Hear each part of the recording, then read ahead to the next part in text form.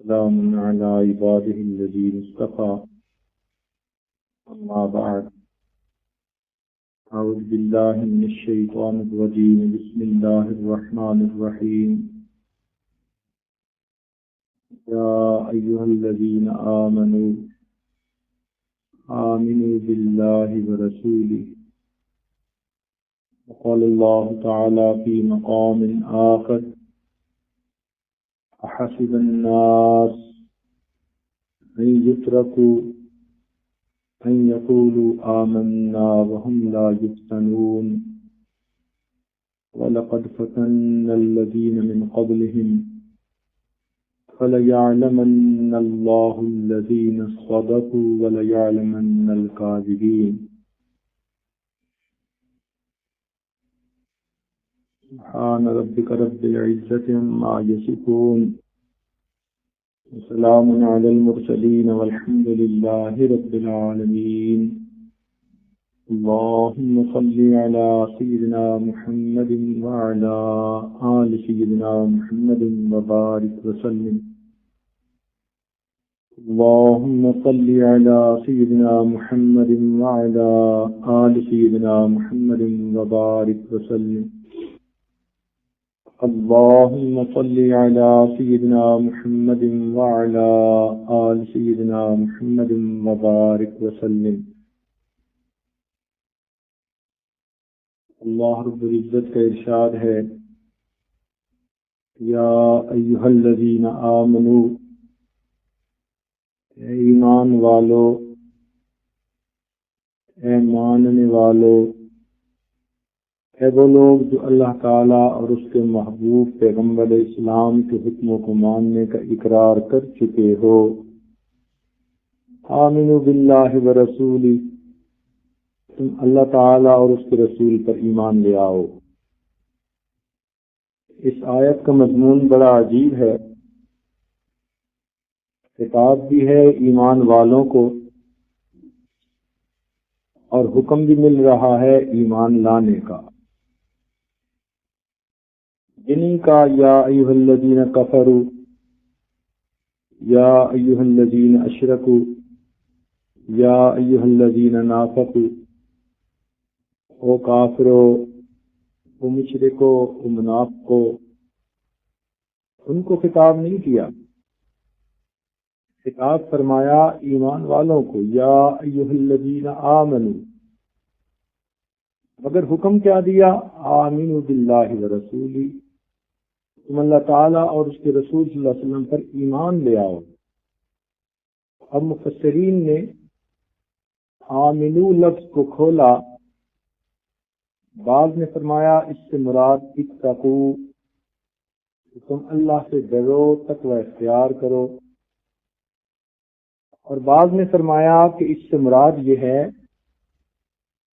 کہ اے زبان سے اقرار کرنے والو، تم اپنے دل سے بھی اللہ کی تصدیق کر لو۔ ایمان کے دو درجے ہیں، پہلا ہے زبان سے اقرار کرنا، اس کو اقرار باللسان کہتے ہیں، اس میں ہم سب برابر کے شریک ہیں۔ دوسرا درجہ ہے تصدیق بالقلب، دل سے تصدیق کرنا، اس درجے میں فرق پڑ جاتا ہے، کچھ کمزور ہوتے ہیں اور کچھ کا ایمان راسخ ہوتا ہے، ایسے مضبوط ہوتا ہے کہ جیسے ان کے پاؤں کے نیچے چٹان ہوتی ہے۔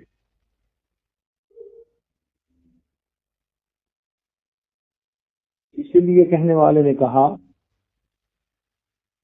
خرد نے کہہ بھی دیا لا الہ تو کیا حاصل، دل و نگاہ مسلمان نہیں تو کچھ بھی نہیں۔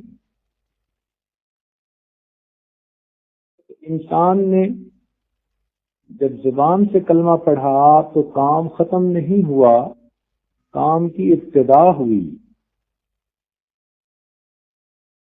اسی لیے ہر چیز کی کوئی دلیل ہوتی ہے، ایمان کی دلیل نیک اعمال ہیں۔ قرآن مجید میں جہاں بھی آمنو کا لفظ ہوا وہاں عامل الصالحات کا تذکرہ اسی لیے کیا گیا کہ ایمان کی تصدیق نیک اعمال کے ذریعے سے ہوتی ہے، اور نیک اعمال انسان تبھی کرتا ہے جب دل پہ اس کا اثر ہوتا ہے۔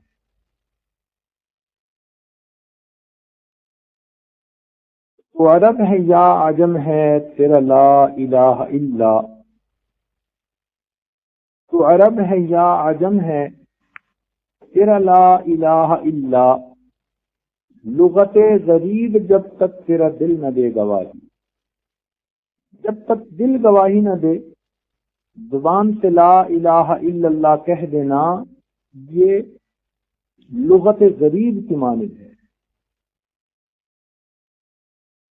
ایمان کی تعریف کیا ہے کہ نبی علیہ الصلوۃ والسلام جو کچھ اللہ رب العزت کی طرف سے لے کر آئے اس کو بغیر دلیل کے مان لینا، قبول کر لینا، اس کو ایمان کہتے ہیں۔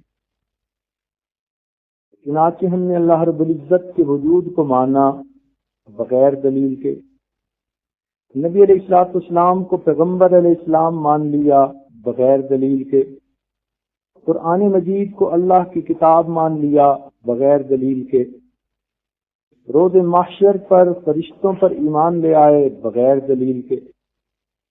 یہ جو بن دیکھے مان لینا ہے اور گواہی دے دینا ہے، یہ بہت عظیم عمل ہے، اس کی وجہ سے ایمان کا مقام بہت بلند ہوتا ہے۔ حضرت یوسف علیہ السلام کے زمانے میں قحط ہوا تو دستور تھا کہ جو آدمی گندم لینے کے لیے آتا وہ اپنے پیسے دے اور گندم لے، اور اگر کوئی آدمی ایسا ہوتا کہ جو محتاج ہوتا، غریب ہوتا، ضرورت مند اور حاجت مند ہوتا، مگر اس کے پاس پیسے نہ ہوتے، تو کام کرنے والے اسے کہتے کہ تم حضرت یوسف علیہ السلام کے پاس چلے جاؤ، اپنا حال بیان کرو، وہ چاہیں گے تو بغیر قیمت کے تمہیں اپنی طرف سے غلہ دے دیں گے۔ ایک مرتبہ ایک نوجوان آیا، اٹھتی جوانی، اس نے غلہ مانگا، کام کرنے والوں نے قیمت کے مطابق دے دیا، اس نے کہا مجھے اس سے زیادہ چاہیے۔ انہوں نے کہا کہ پھر آپ حضرت یوسف علیہ السلام کے پاس جائیے۔ وہ نوجوان حضرت یوسف علیہ السلام کے پاس آیا، کہنے لگا کہ حضرت میں ضرورت مند ہوں، مجھے زیادہ غلے کی ضرورت۔ حضرت یوسف علیہ السلام نے اس کو غلہ دینے کا حکم دے دیا، مگر نوجوان نے کہا کہ حضرت مجھے اس سے بھی زیادہ چاہیے۔ حضرت یوسف علیہ السلام نے زیادہ غلہ دے دیا۔ نوجوان کی امید کچھ بہت زیادہ تھی، وہ کہنے لگا حضرت مجھے اس سے بھی زیادہ غلے کی ضرورت ہے۔ حضرت یوسف علیہ السلام نے فرمایا کہ تمہیں پہلے ہی اتنا زیادہ غلہ دیا جا چکا۔ تو وہ نوجوان کہنے لگا حضرت ابھی میں نے اپنا تعارف نہیں کروایا، اگر آپ کو پتہ چل جائے کہ میں کون ہوں تو آپ مجھے اس سے بہت زیادہ غلہ عطا کریں۔ حضرت یوسف علیہ السلام بڑے حیران ہوئے، فرمایا کہ آپ کون ہیں؟ وہ کہنے لگا حضرت جب آپ کے اوپر بہتان لگا تھا، زلیخا نے الزام لگا دیا تھا، تو اس وقت جس نے آپ کی پاک دامنی کی گواہی دی تھی وہ چھوٹا بچہ میں ہوں، اب میں بڑا ہو کر جوان ہو گیا۔ جب حضرت یوسف علیہ السلام نے یہ بات سنی، اتنا خوش ہوئے کہ اس نے بچپن میں میری پاک دامنی کی گواہی دی۔ آپ نے اس کو بہت پیار سے گلے لگایا اور بہت زیادہ غلہ دیا، انعام عطا کیا، اور بڑی عزت افزائی فرمائی، اور لوگوں سے کہا کہ یہ غلہ اس کو گھر پہنچا کر آئیں۔ جب اتنی عزت سے آپ نے اس کو روانہ کیا، پروردگار عالم نے وحی نازل فرمائی کہ میرے پیارے پیغمبر علیہ السلام، آپ نے اس نوجوان سے بہت محبت کا اظہار کیا۔ عرض کیا اے مالک، اے پروردگار، یہ وہ نوجوان تھا کہ جس نے میری پاک دامنی کی گواہی دی تھی، میرا جی چاہتا تھا کہ میں اس کو اتنا کچھ دوں جو میرے مقام کے مناسب ہے. پروردگار عالم نے فرمایا کہ میرے پیارے پیغمبر اسلام آپ گواہ ہیں نا، جس نے آپ کی پاک دامنی کی گواہی دی آپ نے اسے اتنا دیا جو آپ کے مقام کے مناسب تھا. تو میرا وہ بندہ جو دنیا میں میری وحدانیت کی گواہی دے کر میرے پاس آئے گا، میں روز محشر اس کو وہ دوں گا جو میری شان کے مطابق ہوگا. اللہ رب العزت کے ہاں ایمان کی بڑی قدر ہے. حدیث پاک میں آتا ہے، حدیث بطاقہ اسے کہتے ہیں، کہ ایک مومن 99 دفتر گناہوں کے لے کر حاضر ہوگا، ہر دفتر پہاڑ کی مانند ہوگا، اور وہ گھبرا رہا ہوگا کہ آج میں بچ نہیں سکوں گا اس لیے کہ میرے گناہ بہت زیادہ ہیں.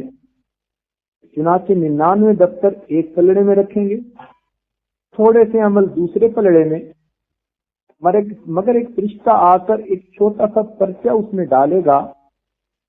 وہ پرچہ اتنا وزنی ہوگا کہ اس کی وجہ سے نیکی کا پلڑا جھک جائے گا اور گناہ کا پلڑا ہلکا ہوگا. وہ انسان حیران ہو کر پوچھے گا کہ پروردگار عالم یہ کیا ہے؟ ارشاد فرمائیں گے بندے یہ تیرا عمل ہے. تو جب وہ بندہ اس پرچے پر دیکھے گا تو اس کے اوپر کلمہ لکھا ہوگا. اللہ تعالیٰ فرمائیں گے کہ یہ کلمہ اتنا ہمارے نزدیک وزنی ہے کہ اگر 7 زمینوں آسمانوں کو ایک پلڑے میں رکھ دیں اور کلمے کو دوسرے پلڑے میں رکھ دیں تو یہ کلمہ پھر بھی ان سے بھاری ہو جائے. تو معلوم ہوا کہ اللہ رب العزت کے ہاں ایمان کی بڑی قدر ہے، ایمان کا بڑا مقام ہے. لہذا ہم نے اللہ رب العزت کو اپنا پروردگار مانا اور آپ کے اللہ تعالیٰ کے بھیجے ہوئے دین کے مطابق زندگی گزارنے کا ہم نے وعدہ کر لیا، اقرار کر لیا. اللہ تعالیٰ ارشاد فرماتے ہیں احسب الناس، کیا انسان یہ گمان کرتے ہیں ان یترکوا ان یقولوا آمنا، کہ اگر وہ کہہ دیں گے ہم ایمان لے آئے تو ہم انہیں چھوڑ دیں گے. وہم لا یفتنون، اور ان کو آزمایا نہیں جائے گا. بھئی انہوں نے ایک بات کہی، ایک وعدہ کیا، اب ان کو پرکھیں گے تو صحیح نا. فَلَيَعْلَمَنَّ اللَّهُ الَّذِينَ صَدَقُوا، ثقیلہ کا صیغہ استعمال کیا گیا. یہ تاکید کا آخری درجہ ہوتا ہے، ایمفیسس پلیس کیا گیا اس بات پر. ہم ضرور بالضرور ان کی اس بات کو پرکھیں گے اور اس بات کو جانیں گے کہ سچا کون ہے اور جھوٹا کون ہے. اسی لیے انسان کو اس دنیا میں اللہ تعالیٰ پریشانیوں کی چکی پیسنے سے لگاتے ہیں. ہر بندے کو چکی پیسنی پڑتی ہے، کسی کو تھوڑی کسی کو زیادہ. کوئی دکان کی پریشانیوں میں چکی پیس رہا ہوتا ہے، عورت گھر کی پریشانیوں میں چکی پیس رہی ہوتی ہے، کسی عورت کو اس کا خامن چکی پسواتا ہے اور کسی کو اس کی ساس چکی پسواتی ہے اور کسی عورت کو اس کی اولاد چکی پسواتی ہے، اور کبھی بیچاری اپنی صحت کی طرف سے چکی پیس رہی ہوتی ہے. کوئی نہ کوئی پریشانی، مصیبت، غم لگا ہوتا ہے، اور انسان کو ان مصیبتوں میں رہ کر پھر زندگی گزارنی ہوتی ہے. ہوتا کیا ہے کہ اگر ایمان پکا ہو، یقین مضبوط ہو، تو انسان کی اللہ تعالیٰ پر نظر رہتی ہے، وہ صبر کے ساتھ وقت گزار لیتا ہے. اور جب ایمان کمزور ہوتا ہے تو زبان پہ شکوے آ جاتے ہیں. ذرا دعا مانگی فوراً کہہ اٹھی اللہ تعالیٰ تو ہماری سنتا ہی نہیں. اب یہ کلمات کفر میں سے ہے. قرآن مجید میں ہے ان ربی لسمیع الدعاء، میرا پروردگار دعا کو سنتا ہے. سننا اور چیز ہے اور اس کو قبول کرنا یہ اور چیز ہے. آپ کی کتنی باتیں ایسی ہوتی ہیں جو خامن سن لیتا ہے مگر مانتا نہیں، کتنی باتیں بچے کی ایسی ہوتی ہیں جو آپ سن لیتی ہیں مگر اس کو مانتی نہیں، پورا نہیں کرتی، اس لیے کہ آپ ماں ہیں، آپ کا اختیار ہوتا ہے۔ جس کو آپ مناسب سمجھتی ہیں مان لیتی ہیں، جس کو نہیں سمجھتی نہیں مانتی۔ اسی طرح اللہ تعالی ہماری ہر دعا کو سنتے ہیں، مگر وہ مالک ہیں، پروردگار ہیں، عظمت والے ہیں، جو ان کو پسند آتا ہے وہ اس سے پورا فرما دیتے ہیں، اور جو چیز ہمارے لیے اچھی نہیں ہوتی وہ اس کو پورا نہیں کرتے۔ اب یہ تو ایسے ہی ہے کہ جیسے چھوٹا بچہ ہاتھ میں انگارہ لے لے یا لینے کے لیے تڑپے تو ماں ہاتھ میں انگارہ تو نہیں لینے دیتی، بچہ روتا بھی ہے تڑپتا بھی ہے، ماں روتا تڑپتا تو دیکھ لیتی ہے، ہاتھ میں اس کے انگارہ جانے نہیں دیتی۔ اسی طرح ہم بعض اوقات اپنی کسی خواہش کی تکمیل کے لیے رو رہے ہوتے ہیں، تڑپ رہے ہوتے ہیں، دعائیں مانگ رہے ہوتے ہیں، اللہ تعالیٰ ہمیں روتا تڑپتا تو دیکھ لیتے ہیں، لیکن ہماری اس خواہش کو انگارہ سمجھتے ہوئے ہمیں ہتھیلی سے رکھنے نہیں دیتے۔ اور ہم بچے کی طرح نادان ہوتے ہیں، اللہ تعالیٰ کی حکمتوں کو نہیں سمجھ رہے ہوتے۔ کیونکہ یہ ایمان کا معاملہ آج کے دور میں بہت زیادہ اہم ہو گیا ہے، فتنے عام ہیں، دلوں میں شک پیدا کرنے والی باتیں بہت کثرت سے ہو رہی ہیں، حالات ایسے ہو گئے ہیں مسلمانوں کے کہ اپنے ایمان کو باقی رکھنا اب ہاتھ میں انگارہ رکھنے کے مترادف بن گیا ہے۔ ایسے وقت میں ایمان کی عظمت کو کھولنا، ایمان کی اہمیت کو جتلانا، یہ انتہائی ضروری ہے، اس لیے کہ جب کسی چیز کا تعارف نہ ہو تو انسان بے قدری کرتا ہے۔ ایک نوجوان نے گھر بنانا تھا، ایک بوڑھا اس کے پاس آیا کہ میں بے سہارا ہوں، مجھے یہاں کوئی چوکیداری کا کام دے دو، پڑا رہوں گا، میرا کوئی بھی نہیں، میں ادھر ہی اپنا وقت گزاروں گا۔ اس نے اس بوڑھے کو رکھ لیا۔ اب جب گھر بننا شروع ہوا تو کبھی کبھی کسی کام میں بوڑھے سے کوئی غلطی ہو جاتی تو یہ نوجوان بہت زیادہ غصے ہوتا، ڈانٹ پلاتا، کبھی گالیاں نکالتا۔ وہ بوڑھا اس کی گالیاں بھی سن لیتا، باتیں بھی سن لیتا، اس لیے کہ اس کا دنیا میں کوئی سہارا ہی نہیں تھا، کوئی ٹھکانہ ہی نہیں تھا۔ ایک دن کسی بات میں اس سے کوتاہی ہوئی تو اس نوجوان نے اس کو غصے میں کیا گالیاں نکالی، دھکے دیے، نکل گئے یہاں سے، میں تمہاری شکل نہیں دیکھنا چاہتا۔ اتنا اس کی بے عزتی کی لوگوں کے سامنے کہ بوڑھے کی آنکھوں میں سے آنسو آ گئے۔ وہ کہنے لگا بیٹا میں بے سہارا تھا، یہ سوچ کے آیا تھا کہ یہاں کونے میں پڑا رہوں گا، مگر اب تم اتنی جو مجھے گالیاں دیتے ہو تو میں چلا جاتا ہوں۔ عزت نفس آخر مجھے بھی محبوب ہے، میں کوئی ایسا گرا پڑا تو نہیں تھا، حالات نے مجھے ایسا بنا دیا۔ میں اپنے خاندان کے ساتھ ہجرت کر کے یہاں آیا تھا، میرا خاندان مجھ سے بچھڑ گیا اور مجھے تقدیر نے یہ دن دکھا دیے۔ جب یہ الفاظ کہہ کے وہ جانے لگا تو نوجوان نے اس سے پوچھا کہ کیا بات کر رہے ہیں آپ، کیسے خاندان بچھڑ گیا؟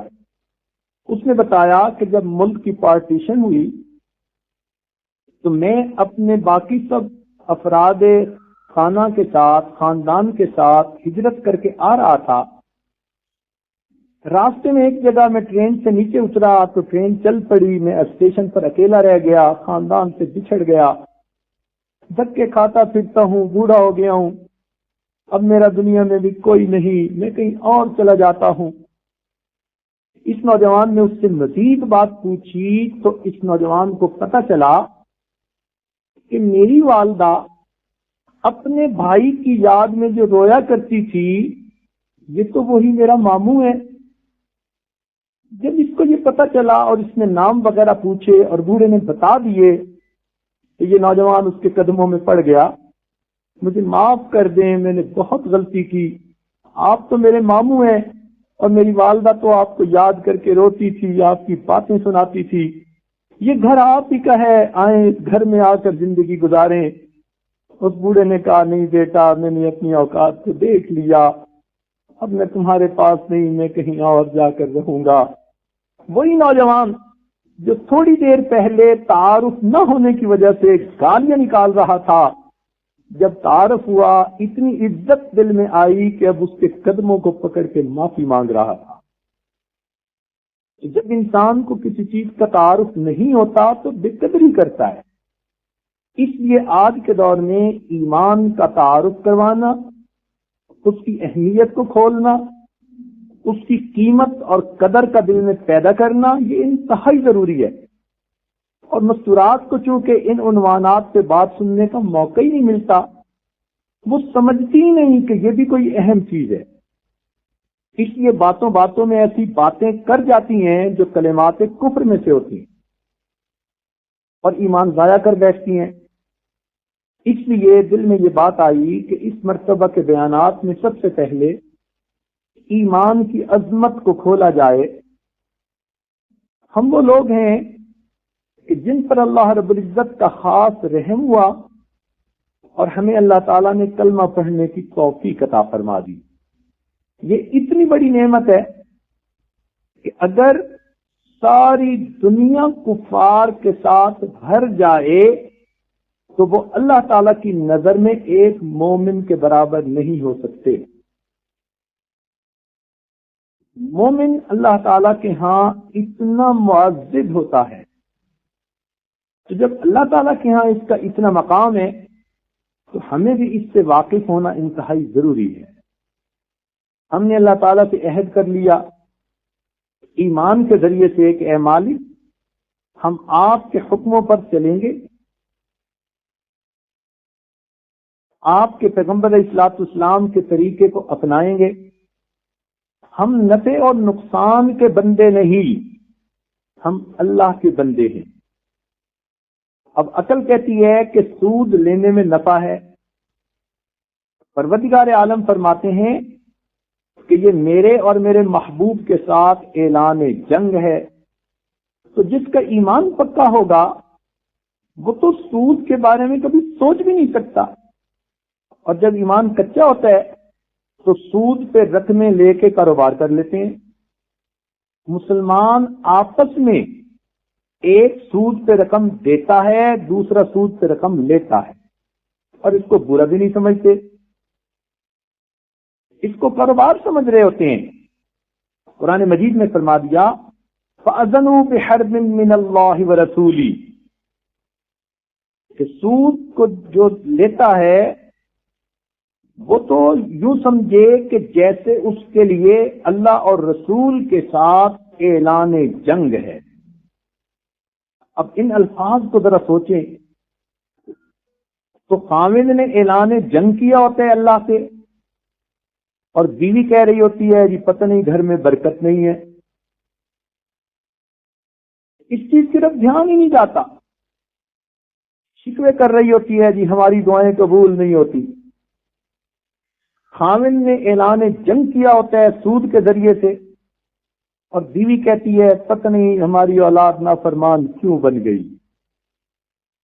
بھئی جب حرام مال بچوں کو کھلایا جائے گا تو وہ بچے نافرمان نہیں بنیں گے تو پھر کیا بنیں گے؟ تو موٹی سی بات ہے کہ ہم نفع نقصان کے بندے نہیں، ہم اللہ رب العزت کے بندے ہیں۔ جس چیز کو شریعت نے جائز کہا ہم اسے جائز مانیں، اور جس چیز کو منع فرمایا ہم اس سے ہٹ جائیں، حلال کو حلال جانیں، حرام کو حرام جانیں۔ آج تو حرام اور حلال کا امتیاز ختم ہوتا جا رہا ہے۔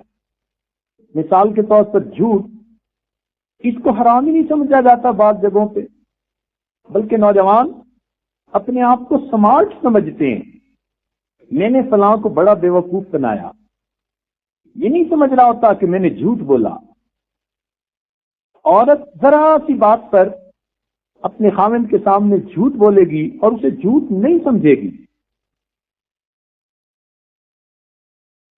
سچ اور جھوٹ کا جو فرق ہونا چاہیے وہ آج زندگیوں میں نہیں رہا۔ پھر بچوں کی تربیت کیسے ہو؟ یہ سب کس لیے کہ ایمان کچا ہے، اس کو مضبوط کرنے کی ضرورت ہے۔ جب ایمان مضبوط ہوگا تو پھر سچ اور جھوٹ ہمارے نزدیک بہت واضح ہوں گے، پھر ہم اللہ رب العزت سے ڈریں گے، لوگوں کی محفل میں بھی اور تنہائیوں میں بھی۔ پھر ہمیں یہ استحضار ہوگا کہ اللہ رب العزت کی معیت ہمیں نصیب ہے، وہ ہمیں ہر وقت دیکھتے ہیں، لہذا ہم کوئی بھی کام اللہ تعالیٰ کی ناراضگی والا نہیں کریں گے۔ تو یہ ایمان ہمیں زندگی گزارنے کا ایک راستہ بتاتا ہے۔ زندگی گزارنے کے دو راستے ہیں، ایک ہے نظر کا راستہ، ایک ہے خبر کا راستہ۔ نظر کا راستہ کہتے ہیں کہ اپنی عقل سمجھ سے جو بات فائدے مند ہو اس کو اپنا لیا جائے، جو نقصان دہ ہو اس کو چھوڑ دیا جائے، یہ نظر کا راستہ ہے، یہ کافروں کا طریق ہوتا ہے۔ مومن کا طریق یہ ہے کہ شریعت نے جس چیز کو جائز کہا وہ فائدے مند ہے، جس چیز کو ناجائز کہا وہ نقصان دہ ہے، لہذا ہر بات کھلی اور دھلی ہمیں معلوم ہے۔ قرآن مجید میں اس کی دو تین مثالیں ہیں، ذرا سمجھ آ جائے گی بات۔ حضرت موسیٰ علیہ السلام جادوگروں کے سامنے کھڑے ہیں، جادوگروں نے اپنی رسیوں میں ڈالی تو وہ یخیل الیہ من سحرہم انہا تسعی، حضرت موسیٰ علیہ السلام کو یوں محسوس ہونے لگی کہ جیسے سانپ ہیں اور وہ ان کی طرف چل کے آ رہے ہیں۔ ایسے وقت میں اگر عقل سے پوچھیں کہ کیا کرنا چاہیے، عقل جواب دے گی کہ تمہارے ہاتھ میں عصا ہے، ڈنڈا ہے، مضبوطی سے پکڑ لینا، اور جو سانپ تمہارے قریب آئے اس کے سر پہ مارنا تو شاید تمہاری جان بچ جائے۔ یہ ہے نظر کا راستہ۔ اللہ رب العزت سے پوچھئے کہ پروردگار عالم مجھے کیا کرنا ہے؟ پروردگار کی طرف سے حکم آ رہا ہے ان الق عصاک، اے میرے پیارے موسیٰ علیہ السلام اپنے عصا کو زمین پہ ڈال دیجئے، پھینک دیجئے۔ عقل چیختی ہے، عقل چلاتی ہے، شور مچاتی ہے، یہ کیا کر رہے ہو؟ تمہارے ہاتھ میں جو عصا ہے یہ تو تمہاری زندگی بچنے کی آخری کرن ہے، اسے ہاتھ سے مت چھوڑنا، مضبوطی سے پکڑنا۔ مگر اللہ تعالیٰ فرماتے ہیں کہ زمین پہ ڈال دیجئے۔ چنانچہ حضرت موسیٰ علیہ السلام نے عصا کو زمین پہ ڈالا، اللہ تعالیٰ کے حکم سے وہ اژدہا بن گیا، اور اس اژدہا نے تمام سانپوں کو کھا لیا۔ اللہ تعالیٰ نے حضرت موسیٰ علیہ السلام کو کامیاب فرما دیا۔ تو خبر کے راستے پر عمل کرنے سے عزت ملی، کامیابی ملی۔ دوسری مثال، حضرت موسیٰ علیہ السلام دریا کے کنارے کھڑے ہیں، سامنے پانی کا دریا ہے اور پیچھے فرعون کی فوج کا دریا ہے۔ ایسے وقت میں موسیٰ علیہ السلام کے ساتھی کہنے لگے قال اصحاب موسیٰ انا لمدرکون، موسیٰ علیہ السلام کے صحابہ کہنے لگے کہ اب ہم پکڑے مارے گئے۔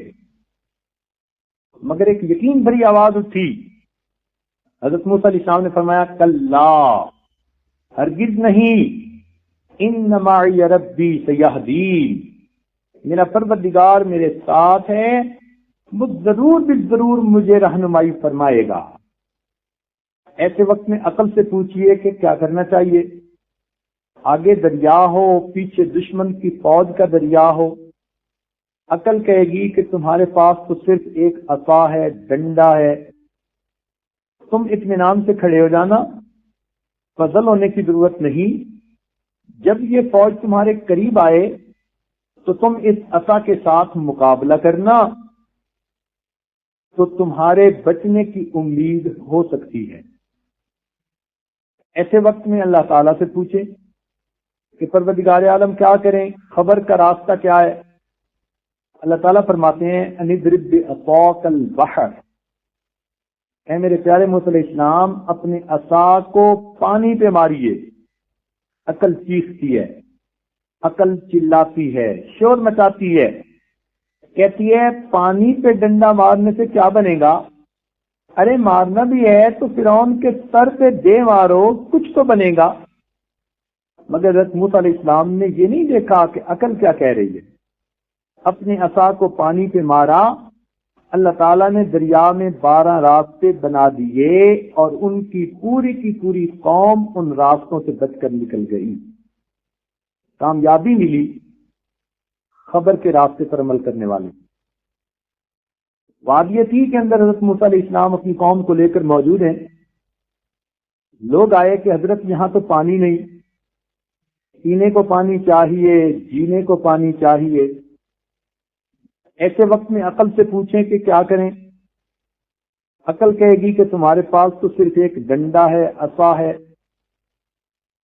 یہی کر سکتے ہو کہ اس سے تم کوئی گڑھا کھودو، مگر کھودنے میں احتیاط کرنا کہ ڈنڈا ٹوٹ نہ جائے، ورنہ تو تم گڑھا بھی نہیں کھود سکو گے. گڑھا کھودو گے تو نیچے سے پانی نکل آئے گا. ایسے وقت میں اللہ تعالیٰ سے پوچھئے کہ اللہ تعالیٰ مجھے کیا کرنا ہے؟ اوپر سے حکم آ رہا ہے ان اضرب بعصاک الحجر. اے میرے پیارے موسیٰ علیہ السلام اس عصا کو پتھر پہ دے ماریے. عقل چیختی ہے، چلاتی ہے، واویلا کرتی ہے، شور مچاتی ہے، کہتی ہے کہ دیکھو اگر تمہارا عصا ٹوٹ گیا تو تم گڑھا بھی نہیں کھود سکو گے، پتھر پہ مارنے سے کیا بننا ہے. مگر حضرت موسیٰ علیہ السلام نے یہ نہیں دیکھا کہ عقل کیا کہہ رہی ہے.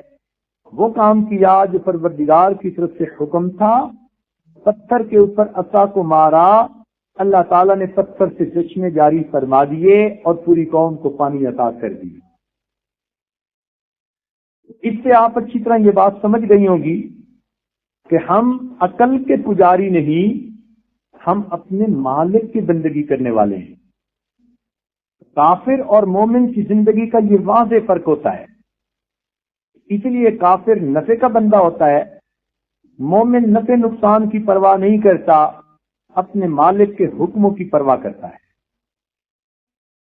مومن کو اربوں خربوں روپے کا فائدہ نظر آئے مگر اللہ تعالیٰ کا ایک حکم ٹوٹتا نظر آئے تو وہ حکم کو نہیں توڑے گا، اربوں خربوں روپوں پہ لات مار دے گا. یہ بنیادی فرق ہے ایک مومن میں اور ایک کافر میں. ہمیں اللہ تعالیٰ کی ذات پر ایمان رکھنے کا یہ ثبوت پیش کرنا چاہیے کہ ہمیں اللہ تعالیٰ کے وعدوں پہ پکا یقین ہونا چاہیے. مثال کے طور پر جیسے فرمایا گیا کہ جو شخص زکوٰۃ دیتا ہے اس کا پیسہ اللہ تعالیٰ کے امان میں، حفظ میں آ جاتا ہے. ہمارا اس کے اوپر پکا یقین ہو تو پھر زکوٰۃ دینا کوئی مشکل نہیں نظر آئے گا. دنیا انشورنس کرواتی ہے اور کتنی اس کی پریمیم پے کر رہی ہوتی ہے. یہ زکوٰۃ کا دینا یہ اللہ تعالیٰ کی طرف سے ایشورنس ہے. تو ہمیں انشورنس کی بجائے ایشورنس کے اوپر یقین ہے کہ جب ہم نے مال کی زکوٰۃ نکال دی یہ اللہ تعالیٰ کی امان میں آ گیا، اب اس کا نقصان ہوگا نہیں. ظاہر میں ہوا بھی تو اللہ تعالیٰ دوسرے راستے سے اس کو پورا فرما دیں گے. تو اللہ تعالیٰ کی ذات پر پکا یقین. آج رزق کے معاملے میں دنیا اتنی پریشان ہے کہ شاید کسی کام کے لیے اتنی پریشان نہیں. بچہ پیدا ہوتا ہے، ماں باپ سوچنا شروع کر دیتے ہیں کہ اس کو ہم نے بنانا کیا ہے. کوئی کہتے ہیں انجینئر بنانے، کوئی کہتے ہیں ڈاکٹر بنانے، کوئی کہتے ہیں بزنس مین بنانے. کاش کہ ہم یہ فکر مند ہوتے کہ اس بچے کو ہم نے مومن کیسے بنانا ہے. یہ مومن پہلے بنے گا تو پھر جو بھی کام کرے گا یہ فلاح پائے گا. اور اگر ایمان ہی اس کو صحیح نہ ملا، دین ہی اس کو صحیح نہ ملا تو دنیا کا بادشاہ بن کے بھی دنیا سے چلا گیا تو آخرت میں تو جہنم میں جائے گا۔ تو چونکہ مال پیسے کی وقت زیادہ ہوتی ہے، اسی لیے یہ ہوتا ہے کہ یہ کیسے مال کمانے والا بن جائے، اور جب ایمان کی وقت زیادہ ہوگی تو ماں باپ اس لیے پریشان ہوں گے کہ ہم کیسے بچے کی تربیت کریں کہ اس کے دل میں ایمان مضبوط ہو جائے۔ ہمیں اللہ تعالیٰ کے وعدوں پہ بہت زیادہ پکا یقین ہونا چاہیے، کیونکہ ہم نے بن دیکھے یہ سودا کر لیا، اس لیے اللہ تعالیٰ کے ہاں اس کی بڑی قیمت ہے۔ موت کے وقت تو کافر بھی اللہ پہ ایمان لے آئیں گے، جیسے فرعون نے کہا تھا آمنت بموسیٰ و ہارون، میں موسیٰ اور ہارون کے پروردگار پر ایمان لے آیا، مگر اس وقت فرمایا گیا تھا الآن، اب تم ایمان لے آئے ہو وقد عصیت قبل۔ تو موت کے وقت اللہ تعالیٰ آنکھوں سے پردے ہٹا دیتے ہیں، ہر انسان آخرت کے مناظر کو دیکھتا ہے، پھر ہر بندہ یقین کر لیتا ہے کہ حقیقت کیا تھی۔ مزہ تو یہ ہے کہ بن دیکھے مانا جائے۔ ایک واقعہ کتابوں میں لکھا ہے، بات سمجھنے کے لیے بہت مناسب ہے۔ ایک بزرگ تھے بہلول دانا رحمت اللہ علیہ، ہارون رشید کے زمانے میں تھے، کبھی کبھی آتے ہارون رشید کو نصیحتیں کر جاتے، ہارون رشید ان کی بڑی عزت کیا کرتا تھا۔ ایک دن وہ زبیدہ خاتون کے ساتھ ہارون رشید شام کے وقت دریا کے کنارے چہل قدمی کر رہا تھا کہ اس نے بہلول رحمت اللہ علیہ کو دیکھا، بچوں کی مانند وہ ریت کے اندر بیٹھے ہوئے چھوٹے چھوٹے گھر بنا رہے تھے۔ بہلول نے پوچھا، ہارون رشید نے پوچھا بہلول کیا کر رہے ہیں؟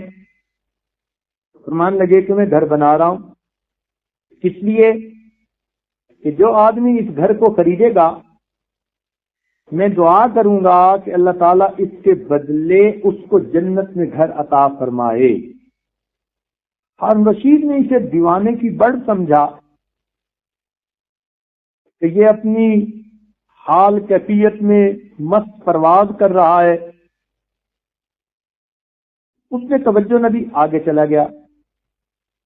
پیچھے زبیدہ خاتون آئی، السلام علیکم۔ وعلیکم السلام۔ بہلول کیا کر رہے ہیں؟ میں گھر بنا رہا ہوں، اس لیے کہ جو کوئی یہ گھر خریدے گا میں اس کے لیے دعا کروں گا کہ اللہ تعالیٰ اس کے بدلے اس کو جنت میں گھر عطا فرما دے۔ بہلول کیا قیمت ہے؟ قیمت تو 1 دینار ہے۔ زبیدہ خاتون نے بات پر یقین کر لیا، 1 دینار اسے دے دیا اور کہا میرے لیے دعا کر دینا، اور چل پڑی۔ ہم رشید رات کو سویا تو اس نے خواب میں دیکھا کہ جنت کے مناظر دیکھ رہا ہے، باغ ہیں، مرغزارے ہیں، آبشاریں ہیں، عجیب سما ہے، خوبصورت مکان بنے ہوئے ہیں، ان میں ایک سرخ یاقوت کا مکان بنا ہوا ہے، مگر اس کے دروازے کے اوپر زبیدہ کا نام لکھا ہوا تھا۔ اس نے سوچا کہ یہ جنت میں زبیدہ کا مکان، چلو میں بھی اندر سے دیکھوں۔ جب دروازے پہ پہنچا تو ایک دربان تھا، اس نے اندر جانے سے منع کر دیا۔ یہ کہنے لگا یہ تو میری بیوی کا نام ہے۔ اس نے کہا ہاں، مگر یہاں دستور ہے کہ جس کا نام ہوتا ہے اسی کو جانا، دوسرا بندہ نہیں جا سکتا۔ جب اس دربان نے ہارون رشید کو دھکا دیا، روکا، تو اس کی آنکھ کھل گئی۔ ابھی سے خیال آیا کہ ہو لگتا ہے کہ بہلول کی تو دعا قبول ہو گئی کہ زبیدہ خاتون کو مکان مل گیا، اور میں نے تو اس وقت دھیان ہی نہ دیا اس بات پہ۔ اب یہ اپنے آپ کو کوسنے لگا، بڑا افسوس ہونے لگا۔ اگلے دن کام میں جی بھی نہ لگے، بار بار اس انتظار میں کہ آج میں پھر اس جگہ پر جاؤں گا، اگر آج بہلول مجھے بیٹھا نظر آیا تو میں ضرور اس سے ایک مکان خرید لوں گا۔ چنانچہ اگلے دن پھر بیوی کو لیا، اس جگہ پہنچا، آنکھیں بہلول کو تلاش کر رہی ہیں۔ ایک جگہ بہلول بیٹھے ہوئے مکان بناتے نظر آئے۔ السلام علیکم۔ وعلیکم السلام۔ بہلول کیا کر رہے ہیں؟ میں گھر بنا رہا ہوں، اس لیے کہ جو کوئی یہ گھر خریدے گا میں دعا کروں گا کہ اللہ تعالیٰ اس کے بدلے اس کو جنت میں گھر عطا کر دے۔ بہلول کیا قیمت ہے؟ بہلول نے کہا کہ پوری دنیا کی بادشاہی اس مکان کی قیمت ہے۔ یہ سن کے تو ہارون رشید حیران ہی رہ گیا۔ بہلول کل تو 1 دینار کے بدلے میں مکان بیچ رہے تھے۔ تو بہلول نے جواب دیا، جی ہاں، کل بن دیکھے سودا تھا اور آج دیکھا ہوا سودا ہے، اس لیے قیمت بڑھ گئی ہے۔ تو بات ایسی ہے، آج ہم نے اللہ تعالیٰ سے بن دیکھے سودا کیا، اس لیے جنت سستی مل رہی ہے۔ موت کے وقت دیکھ کر لوگ سودا کرنے کی کوشش کریں گے، اللہ تعالیٰ فرمائیں گے نہیں، اب تم جنت کی قیمت ادا کر ہی نہیں سکتے۔ تو اس لیے بن دیکھے جو ہم نے مان لیا، یہ بہت بڑی بات ہے۔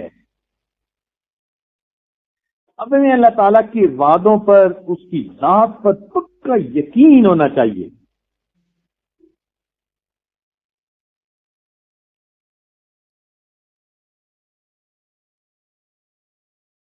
قرآن مجید میں حضرت موسیٰ علیہ السلام کی والدہ کا واقعہ نقل فرمایا گیا، ذرا توجہ کے ساتھ سنیے کہ ان کا یقین ایمان کیسا تھا اور آج ہماری مستورات کا یقین کیسا ہے۔ مستورات اس واقعے کو دل کے کانوں سے سنیں۔ اللہ تعالیٰ ارشاد فرماتے ہیں وَأَوْحَيْنَا إِلَىٰ أُمِّ مُوسَىٰ أَنْ أَرْضِعِيهِ، اور ہم نے وہی نازل کی موسیٰ علیہ السلام کی والدہ کو کہ اس بچے کو دودھ پلائیے۔ فَإِذَا خِفْتِ عَلَيْهِ فَأَلْقِيهِ فِي الْيَمِّ، اور اگر آپ کو یہ ڈر ہو کہ اسے فرعون کے لوگ پکڑ کے لے جائیں گے تو بچے کو دریا میں ڈال دیجئے۔ يَأْخُذُ عَدُوٌّ لِّي وَعَدُوٌّ لَّهُ، اس بچے کو وہ پکڑے گا جو اس بچے کا بھی دشمن اور میرا بھی دشمن، مگر ساتھ فرما دیا وَلَا تَخَافِي وَلَا تَحْزَنِي، تم ڈرنا بھی نہیں، پریشان بھی نہ ہونا۔ إِنَّا رَادُّوهُ إِلَيْكَ، ہم اس بچے کو تمہارے پاس لوٹائیں گے۔ وَجَاعِلُوهُ مِنَ الْمُرْسَلِينَ، اور ہم نے تو اسے رسولوں میں سے بنانا ہے۔ اب حضرت موسیٰ علیہ السلام کی والدہ کے ایمان کا امتحان ہے۔ عقل کہتی ہے کہ تیرا بیٹا اگر اللہ تعالیٰ نے بچانا ہی ہے تو جس کمرے میں ہے وہاں پولیس آئے ہی نہ، میں کسی غار میں رکھ کے آ جاتی ہوں، پولیس وہاں جائے ہی نہ، مگر نہیں، اللہ تعالیٰ نے تو مشاہدے کو توڑنا تھا، فرمایا کہ اس کو دریا میں ڈالو۔ اب عقل کہتی ہے کہ دیکھ، اگر اس کو تم کسی بکسے میں ڈال کے دریا میں ڈالو گی تو تمہیں اس میں سوراخ رکھنے پڑیں گے اس بچے کو آکسیجن پہنچانے کے لیے، اور ان سوراخوں سے پانی بھر جائے گا تو بچہ ڈوب کے مرے گا، اور اگر سوراخ بند کر دو کہ پانی نہ جائے تو بچہ آکسیجن کی شارٹیج سے مر جائے گا۔ عقل کہتی ہے کہ تیرا بچہ بچنے کی کوئی صورت ہی نہیں، یا تو پانی میں بھرنے کی وجہ سے ڈوبنے سے مرے گا یا ہوا نہ ملنے کی وجہ سے بنے گا، مگر اللہ تعالیٰ فرماتے ہیں کہ ڈرنا نہیں، ہم نے تمہیں واپس پہنچانا ہے۔ اور پھر یہ بھی فرما دیا کہ پکڑے گا کون؟ فرعون، جو میرا بھی دشمن، بچے کا بھی دشمن۔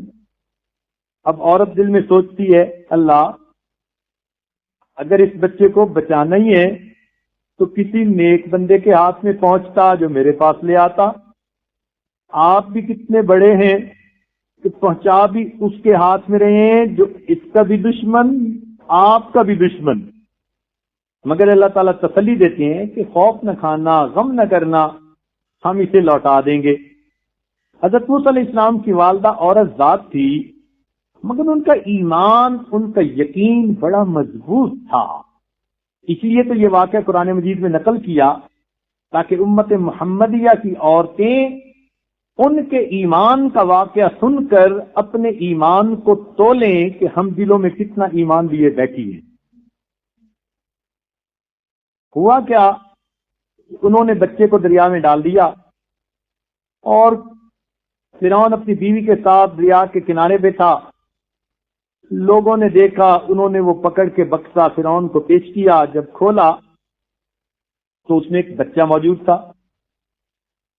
اللہ تعالیٰ فرماتے ہیں وَأَلْقَيْتُ عَلَيْكَ مَحَبَّةً مِّنِّي، اے میرے پیارے پیغمبر اسلام، ہم نے آپ پر اپنی محبت کی تجلی ڈال دی تھی۔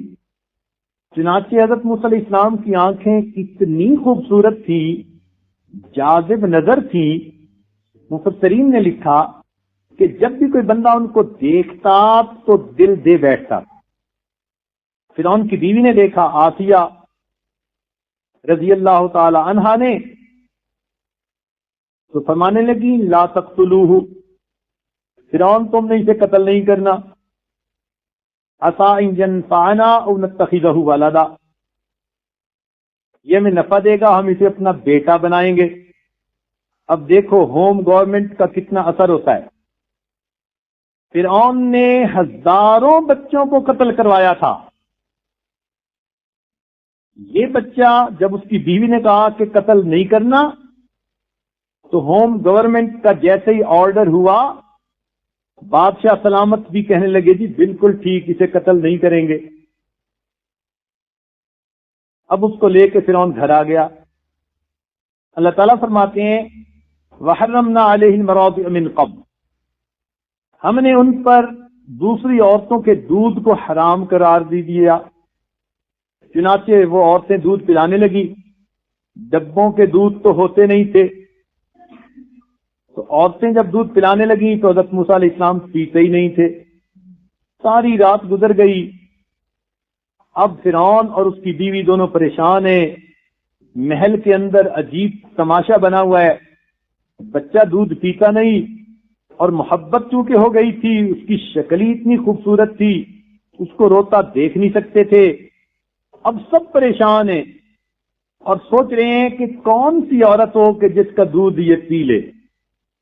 چنانچہ اعلان کروا دیا گیا جو کوئی عورت دودھ پلانے کے کنڈیشن میں ہے وہ آئے اور بچے کو دودھ پلائے۔ ایسے میں حضرت موسیٰ علیہ السلام کی والدہ نے رات بڑی غم میں گزاری۔ آخر ان کا جگر گوشہ بیٹا ان سے دور تھا۔ عورتیں سمجھ سکتی ہیں کہ ماں پہ کیا بیتی ہوگی، جو اپنے ہاتھوں سے دریا میں بیٹے کو ڈال کے آ گئی، اب گھر کی چارپائی پہ اسے کیسے نیند آئی ہوگی۔ اللہ تعالیٰ فرماتے ہیں وَأَصْبَحَ فُؤَادُ أُمِّ مُوسَىٰ فَارِغًا، موسیٰ علیہ السلام کی والدہ نے صبح بڑے غمزدہ حالت میں کی، ان قادت لتبدی بہ لولا ربطنا علی قلبہا، اگر ہم اس کے دل پہ گرا نہ دیتے تو وہ تو رو پڑتی اور راز فاش کر بیٹھتی۔ ہم نے اس کے دل کو تسلی دے دی، ربط قلوب عطا کر دیا، اس کے دل کو گرا لگا دی تاکہ وہ روئے نہیں، صبر کر جائے۔ چنانچہ بیٹی کو بلا کے کہتی ہے بیٹی جاؤ تو صحیح، بھائی کی خبر لاؤ۔ حضرت موسیٰ علیہ السلام کی بہن بھاگی گئی۔ کیا منظر دیکھتی ہے، ان کا بھائی تو دودھ پیتا نہیں، عورتیں دودھ پلانے کی کوشش کرتی ہیں۔ وہ فرعون سے کہنے لگی هل ادلکم علی اہل بیت یکفلونہ وہم لہ ناصحون، کیا میں تمہیں ایسے گھر والوں کے بارے میں بتاؤں کہ جو اس کو دودھ پلائیں گے اور اس کے بڑے خیر خواہ ہوں گے۔ مفسرین نے لکھا کہ جب اس بچی نے کہا بڑے خیر خواہ ہوں گے تو فرعون کو بات تو کھٹکی، اس نے بچی کو پکڑ کے کہا کہ تم کیسے کہہ رہی ہو بڑے خیر خواہ ہوں گے۔ وہ بھی حضرت موسیٰ علیہ السلام کی بہن تھی، کہنے لگی کہ ہم آپ کی رعایا ہیں، ہم آپ کی خیر خواہی نہیں کریں گے تو کون کرے گا۔ فرعون کہنے لگا ہاں تم نے ٹھیک کہا، اچھا لے آؤ بچے کی ماں کو۔ چنانچہ وہ اپنی والدہ کو لے کے آئی. حضرت موسیٰ علیہ السلام کی والدہ نے بچے کو دودھ پلایا تو بچے نے پینا شروع کر دیا. اب مت ایسی ماری گئی تھی اس کی، ادھر دھیان ہی نہیں کیا کہ یہ عورت کون ہے، بلکہ ساری رات جاگتے رہے، پریشان ہوتے رہے. اب جب یہ خبر ملی کہ ایک عورت کا دودھ بچے نے پی لیا تو فرعون خوش ہو گیا. کہنے لگا چلو ٹھیک ہے، اب اس عورت کو کہو کہ بچے کو دودھ پلائے، ایک مشکل ختم ہوئی. حضرت موسیٰ علیہ السلام کی والدہ 3 دن تک تو محل میں رہی. فرمانے لگی کہ میں تو یہاں نہیں رہ سکتی، اپنے گھر واپس جاؤں گی. تو فرعون کہنے لگا کہ نہیں، تم ایسے کرو کہ واپس نہ جاؤ، اس بچے کو ساتھ لے کے جاؤ، تم اپنے گھر میں اسے دودھ پلاتی رہنا، اور میں ہر مہینے کی تنخواہ تمہیں تمہارے پاس گھر بھیج دوں گا. اللہ تعالیٰ فرماتے ہیں فَرَدَدْنَاهُ إِلَىٰ أُمِّهِ، ہم نے لوٹا دیا موسیٰ علیہ السلام کو اپنی ماں کے پاس، کئی تقر عینها ولا تحزن، تاکہ اس کی آنکھیں ٹھنڈی ہوں اور وہ غم زدہ نہ ہو، وَلِتَعْلَمْ، اور وہ اس بات کو جان لے، ان وعد اللہ حق، کہ اللہ کے وعدے سچے ہیں، ولیکن اکثرہم لا یعلمون، لیکن اکثر لوگ اس بات کو نہیں سمجھتے. تو بات سچی ہے، اللہ تعالیٰ کے وعدے سچے ہیں، ہم اس بات کو نہیں سمجھتے. تو جب ایمان کی حقیقت ہمارے سامنے کھلے گی تو ہم اللہ تعالیٰ کے وعدوں پہ پکا یقین نصیب ہو جائے گا. آج عورت سے اگر پوچھیں کہ آپ کے پاس سب سے قیمتی چیز کیا ہے تو وہ فوراً اپنی جیولری کی بات کرے گی کہ مجھے خاوند نے ڈائمنڈ دیا تھا، وہ سب سے قیمتی ہے. او خدا کی بندی، اتنی عمر ہو گئی یہ بھی پتہ نہ چلا کہ سب سے قیمتی چیز ہمارے پاس کیا ہے. سنیں اور دل کے کانوں سے سنیں، سب سے قیمتی چیز عورت کے پاس اس کا ایمان ہے. ایمان سے زیادہ قیمتی چیز اور کوئی نہیں. اگر اس کی قیمت دل میں ہو تو ایمان سے انسان کبھی محروم نہیں ہو سکتا. حالت یہ ہے آج مسلمانوں کی نوجوان بچیاں کافر نوجوانوں کو کلاس فیلوز کے ساتھ شادی پہ تیار ہو جاتی ہیں. ماں باپ روتے ہیں، منتیں کر کے سمجھاتے ہیں، اور وہ اس کو کوئی بڑی بات ہی نہیں سمجھتی. معلوم ہوا کہ اس بچی کو ایمان کی اہمیت کا پتہ ہی نہیں. بدعقیدہ لوگوں کے ساتھ جن کو علماء نے لکھا کہ وہ دین اسلام سے خارج ہیں، لڑکیاں ان کے ساتھ شادی پہ تیار ہو جاتی ہیں. وہ ہمارے ساتھ بہت اچھا ہے، اور یہی نہیں دیکھتی کہ میرے ایمان کا جنازہ نکل جائے گا، اس لیے کہ ایمان کی کوئی قیمت ہی نہیں. عورت کے دل میں یہ بات ہونی چاہیے کہ سب سے قیمتی چیز میرے پاس میرا ایمان ہے. ایمان کی خاطر میں ہر چیز کو قربان کر سکتی ہوں، اپنے مال کو بھی قربان کر سکتی ہوں، اپنی جان کو بھی قربان کر سکتی ہوں. اس کی خاطر میں اپنی عزت آبرو کو بھی قربان کر سکتی ہوں. ایمان اتنا قیمتی. چنانچہ ایک عیسائی بادشاہ تھا، اس نے ایک صحابی سے کہا کہ میں اسلام قبول کر لیتا ہوں اگر امیر المومنین عمر اپنی بیٹی میرے نکاح میں دے دیں. وہ صحابی کہنے لگے کہ یہ فیصلہ میں تو نہیں کر سکتا، امیر المومنین سے پوچھوں گا. انہوں نے آ کے عمر لانو کے سامنے کہا کہ حضرت فلاں عیسائی بادشاہ نے کہا کہ میں اسلام قبول کرتا ہوں اگر تمہارے امیر المومنین اپنی بیٹی کے ساتھ میری شادی کر دیں. امیر المومنین رضی اللہ تعالیٰ عنہ نے فرمایا کہ تم نے ہاں کیوں نہ کر دی؟ کیا عمر کی بیٹی کسی کے ایمان سے زیادہ قیمتی ہے؟ تو معلوم ہوا کہ ہمارا مال، جان، عزت، آبرو سب کچھ ایمان پر قربان ہو سکتا ہے. ایمان سب سے قیمتی. ایمان کے بعد عورت کے نزدیک سب سے زیادہ قیمتی اس کی عزت آبرو ہے. عام عورتوں سے پوچھو وہ کہے گی میری جان زیادہ قیمتی ہے. نہیں، جان سے بھی زیادہ اس کی عزت، اس کا ناموس قیمتی ہے. اس لیے حدیث پاک میں فرمایا کہ جو عورت اپنی عزت کی حفاظت کرتے ہوئے ماری گئی، اللہ تعالیٰ اس کو قیامت کے دن شہداء کی کلاس میں کھڑا فرمائیں گے.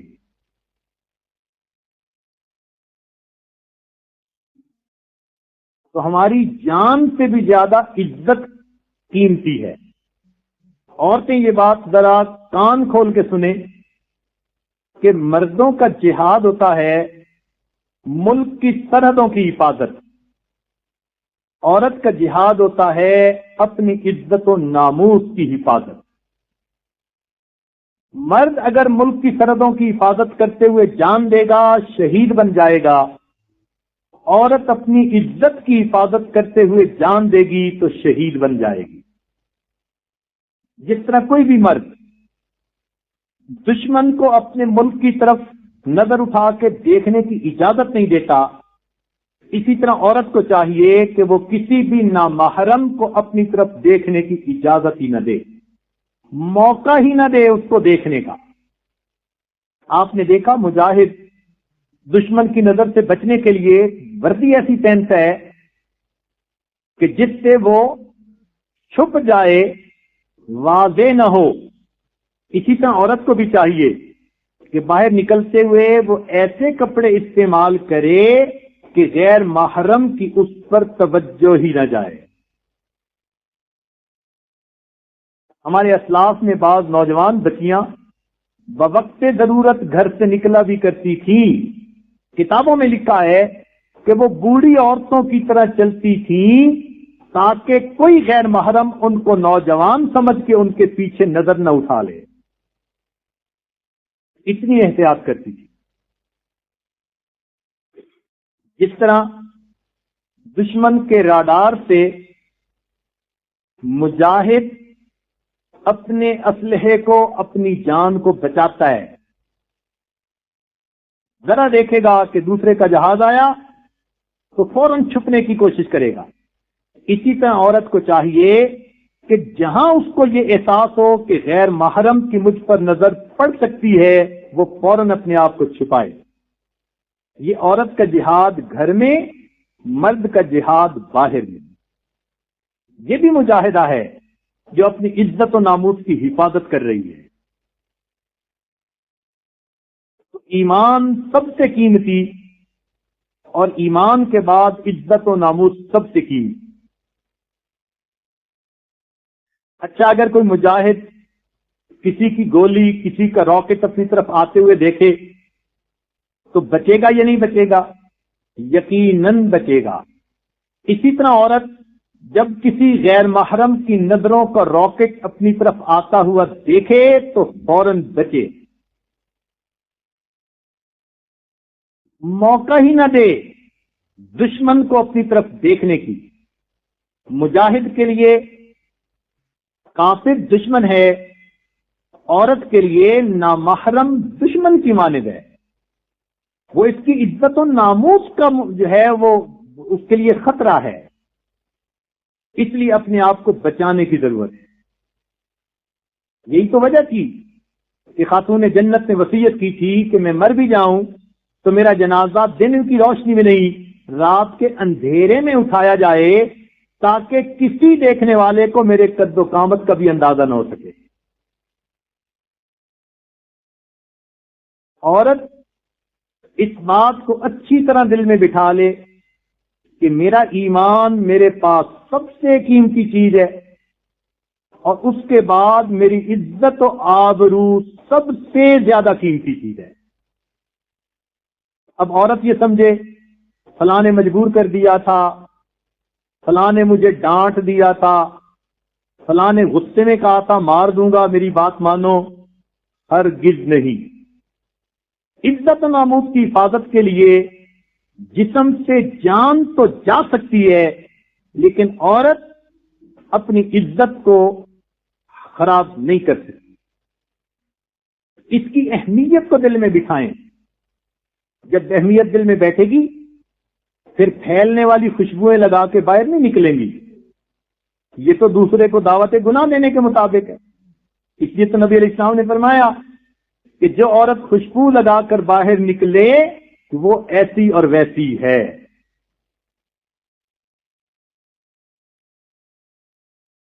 عورت کے پاس سب سے زیادہ قیمتی چیز اس کا ایمان، اور پھر اس کے بعد دوسری قیمتی چیز اس کی عزت و آبرو. اسی لیے جب خاوند گھر سے باہر ہو تو عورت کی سب سے پہلی ذمہ داری کہ اپنے خاوند کے بستر پر کسی کو نہ آنے دے، یعنی اپنے ناموس کی حفاظت کرے اور اس کے بچوں کی اور گھر کی نگرانی کرے. اور اسی لیے پہلے وقت کی جو عورتیں تھیں وہ اپنی عزت کی حفاظت کرتی تھیں اور اس پر بڑا خوش ہوتی تھی. حضرت خنسا رضی اللہ تعالیٰ عنہ نے اپنے بچوں کو کیا کہتی تھی کہ میں تمہاری وہ ماں ہوں جس نے نہ تمہارے ماموں کو رسوا کیا اور نہ تمہارے باپ کے ساتھ خیانت کی. بچے پوچھتے امی کیا مطلب؟ فرماتی کہ جب میں کنواری تھی مجھ سے کوئی غلطی ایسی نہیں ہوئی کہ تمہارے ماموں کو رسوائی اٹھانی پڑتی، اور جب میں شادی شدہ تھی تو میں نے تمہارے والد کے ساتھ کوئی خیانت نہیں کی کہ گھر کسی کا بساؤں اور دل میں کسی کو بساؤں. تو وہ اس بات سے خوش ہوتی تھی. ایسی پاک دامنی کی زندگی ہوتی تھی.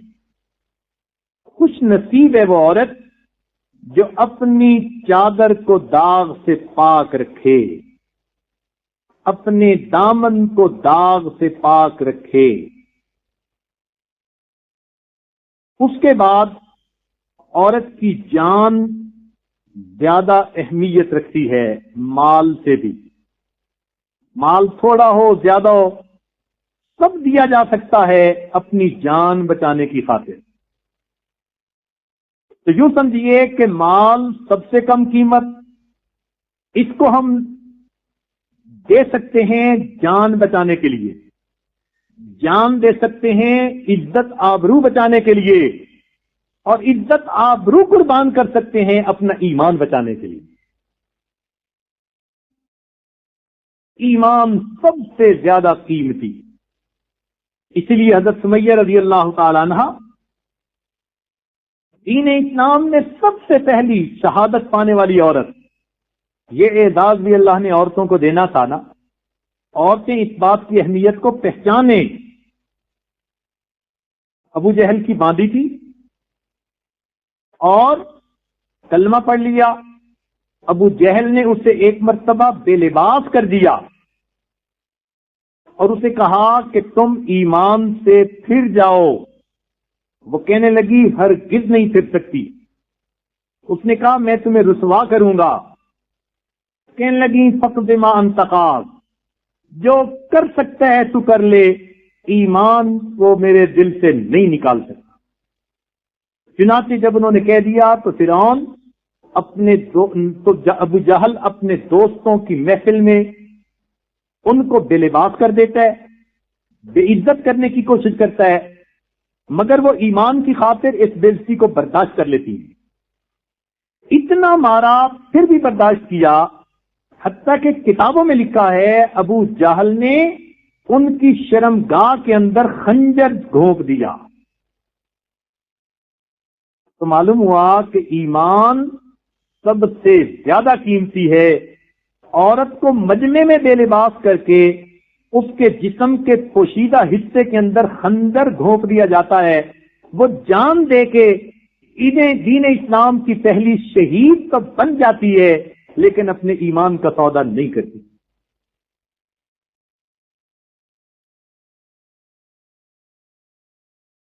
چنانچہ یہ صرف صحابیات اور صحابہ تک کی بات نہیں تھی، اس کے بعد بھی ایمان کی خاطر لوگوں نے بڑی بڑی قربانیاں دی. 2 تابعی گرفتار ہو گئے. کافر بادشاہ نے کہا کہ تم ہمارے دین کو قبول کر لو. انہوں نے کہا ہرگز نہیں. اس نے ایک کو جلتے گرم کھولتے تیل کے اندر ڈلوا دیا. جب دوسرے کو دیکھا تو ان کی آنکھوں میں آنسو. کہنے لگا کہ تم ڈرو نہیں، میں تمہیں تیل میں نہیں ڈلواتا، تم ہمارے دین کو قبول کر لو. وہ کہنے لگے کہ او بے عقل، تو یہ سمجھتے ہے کہ میں اس لیے رو رہا ہوں کہ تو مجھے تیل میں ڈلوائے گا؟ اس نے کہا تو اور کیا؟ کہنے لگا ہرگز نہیں، میری تو آنکھوں میں اس لیے آنسو آ گئے، میرے پاس ایک جان ہے، ایک دفعہ ڈلوائے گا میری جان چلی جائے گی۔ اے کاش آج میرے بدن پر جتنے بال ہیں اتنی جانیں ہوتی تو اتنی مرتبہ مجھے تیل میں ڈالتا، میں اتنی جانوں کا نذرانہ اللہ کے سپرد کر دیتا۔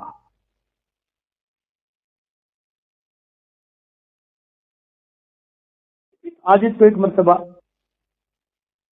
بخارا جانے کا موقع نصیب ہوا، ایک نوجوان بیت ہوا تو کسی نے کہا کہ یہ بڑا مجاہد، بڑا استقامت والا نوجوان ہے۔ پوچھا وہ کیسے؟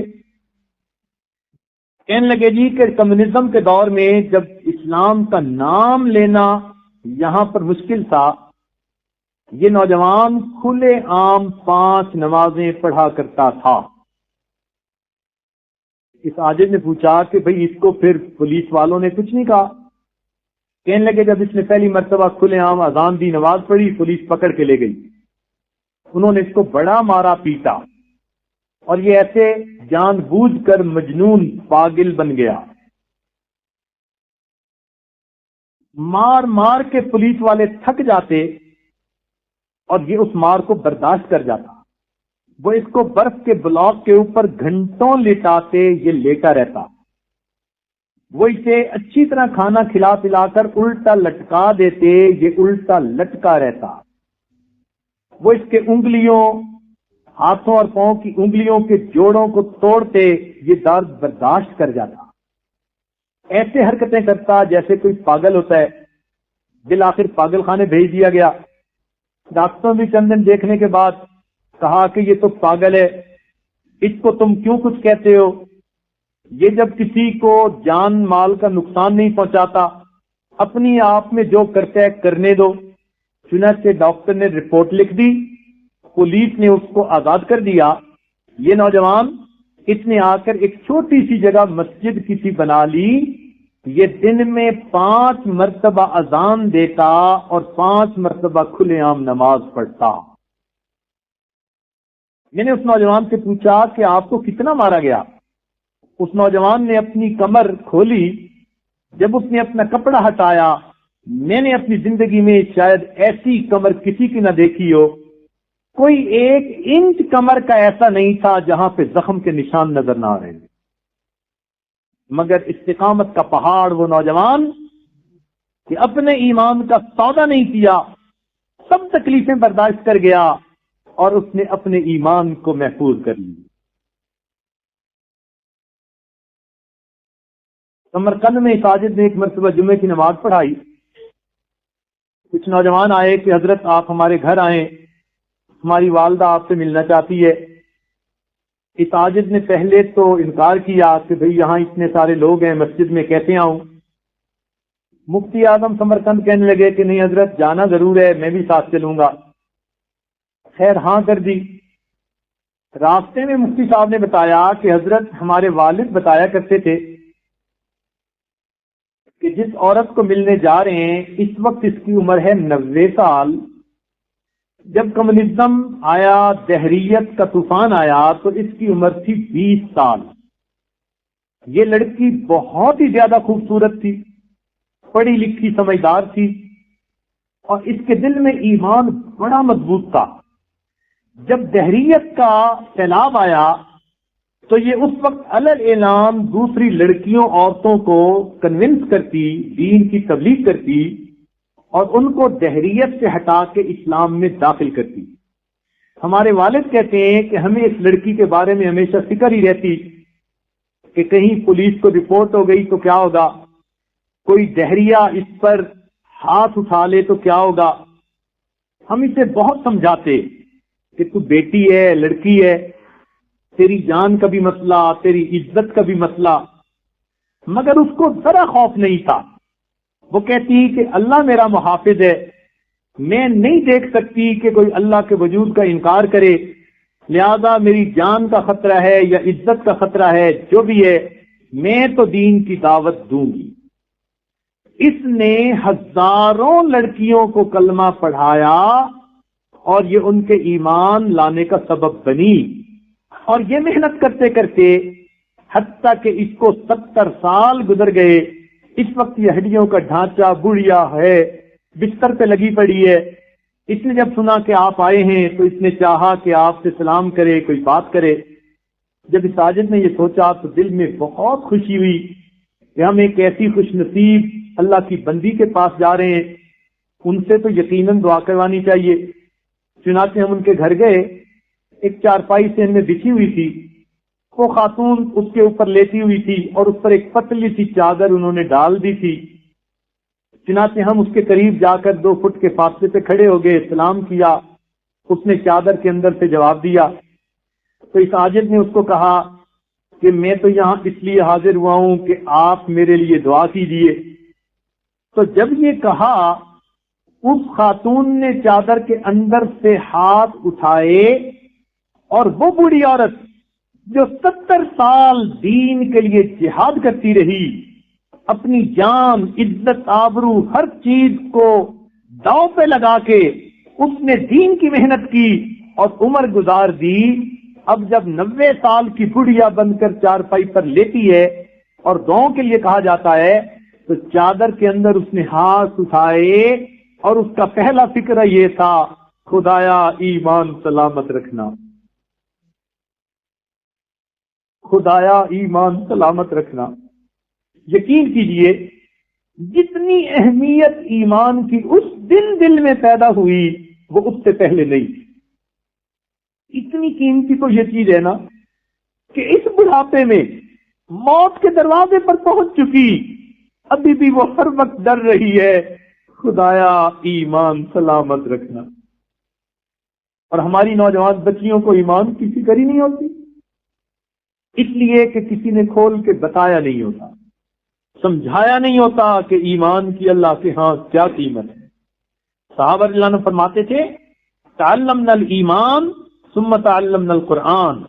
ہمیں پہلے ایمان سکھایا گیا، ہم نے سیکھا، پھر اس کے بعد ہم نے قرآن سیکھا. اسی وجہ سے اس عاجز نے بھی آج پہلا مضمون یہی ایمان کا رکھا کہ باقی باتیں بعد میں، ایمان کی اہمیت تو واضح کریں. پتہ ہو کہ ہم نے اللہ تعالیٰ کو بن دیکھے مانا ہے، یہ کتنی بڑی نعمت ہے جو پروردگار عالم نے ہمیں عطا کی ہے. اس لیے ایمان کی سلامتی کی دعا مانگا کریں. نبی علیہ السلام نے فرمایا، قرب قیامت میں ایک وقت آئے گا، تم دیکھو گے ایک آدمی صبح اٹھے گا ایمان والا ہوگا، شام سونے کے لیے بستر پہ جائے گا ایمان سے خالی ہوگا. ہمارے اکابر اس فتنے اور فساد کے دور میں پیدا ہونے سے اللہ کی پناہ مانگا کرتے تھے. ہم کمزور ایمان والے اس فتنے اور فساد کے دور میں زندہ ہیں. سوچئے ہمیں اپنے ایمان کے بارے میں کتنا فکر مند ہونے کی ضرورت ہے. ہم سے تو گھر کی چھوٹی چھوٹی چیزوں کی حفاظت نہیں ہوتی. اے مالک، ہم ایمان کی حفاظت کیسے کر پائیں گے؟ ہم کمزوروں کی مدد فرما دیجیے.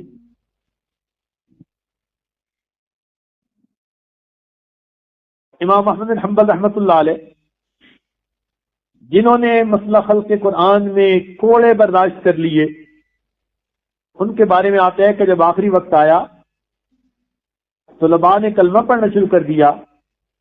امام صاحب پڑھتے لا، پھر پڑھتے لا، پھر پڑھتے لا. تھوڑی دیر بعد طبیعت سنبھل گئی تو شاگردوں نے پوچھا کہ حضرت آپ پورا کلمہ کیوں نہیں پڑھ رہے تھے؟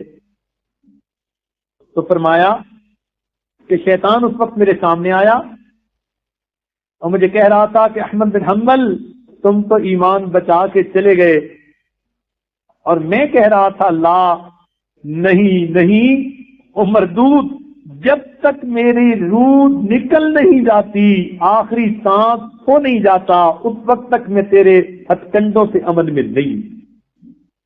تو ہمارے اکابر کو آخری لمحے تک ایمان کی فکر ہوتی تھی. ہمیں بھی یہ فکر ہونی چاہیے. شک سے بچیں. شریعت کی، دین کی بات میں کوئی شک نہیں ہونا چاہیے. شک سے بندے کا ایمان ہی ضائع ہو جاتا ہے.